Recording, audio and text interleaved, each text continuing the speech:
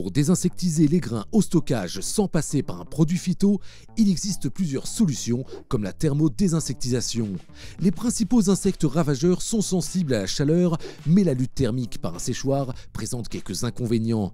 C'est un chauffage long pour atteindre une désinsectisation satisfaisante, qui peut avoir un impact négatif sur les grains chauffés et qui utilise des énergies fossiles, énergie qui par ailleurs coûte de plus en plus cher. Un projet étudie une solution alternative, Granionde, subventionné par l'Agence nationale de la recherche et par l'Office français de la biodiversité dans le cadre de l'appel à projet Ecophyto Maturation. Le projet Granionde vise à démontrer la possibilité d'intégrer un micro-ondes industriel dans un circuit des grains au silo et son intérêt pour désinsectiser les grains stockés. Granionde est une étude de 2 ans portée par 2 partenaires. D'une part Arvalis, qui est un institut technique de recherche appliquée dédié aux grandes cultures, et par CEREM, un spécialiste international dans les micro-ondes et les hautes fréquences, qui développe des machines adaptées à certains procédés industriels, pasteurisation ou encore cuisson de certains produits.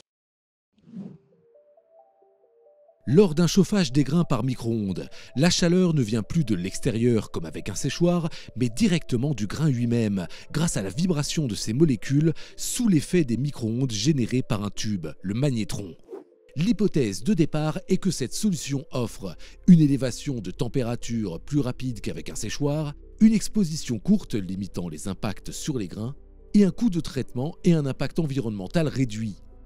Et pour vérifier cette hypothèse, les équipes d'Arvalis ont mis en place un dispositif bien particulier. Au sein du pôle stockage du grain, Arvalis a donc installé et testé un micro-ondes industriel de CEREM intégré directement au circuit des grains au silo. Une tour de 3 étages a été conçue pour accueillir la colonne de traitement des grains. Un guide d'ondes conçu sur mesure permet d'acheminer les micro-ondes depuis un générateur jusqu'au flux de grains dans la colonne. Pour garantir l'homogénéité du chauffage, la colonne doit être intégralement remplie de grains et leur débit doit être contrôlé pendant le fonctionnement. Le grain arrive au sommet de cette tour via un transporteur à chaîne qui déverse son grain à l'intérieur d'une trémie. Cette trémie alimente en dessous un tube vertical qui lui-même permet d'alimenter la colonne d'application des micro-ondes de CEREM. Le grain s'écoule par descente gravitaire au sein de cette colonne et est alors traversé par les micro-ondes.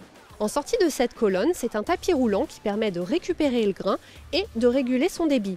Ensuite, le grain s'écoule soit dans un conteneur séparé, hors du circuit, soit il continue son chemin à l'intérieur du circuit, vers une cellule de la plateforme par exemple. Une seconde possibilité d'alimentation du circuit est possible via une seconde trémie qui a été installée en haut de la tour pour déverser le blé infesté lors de nos essais.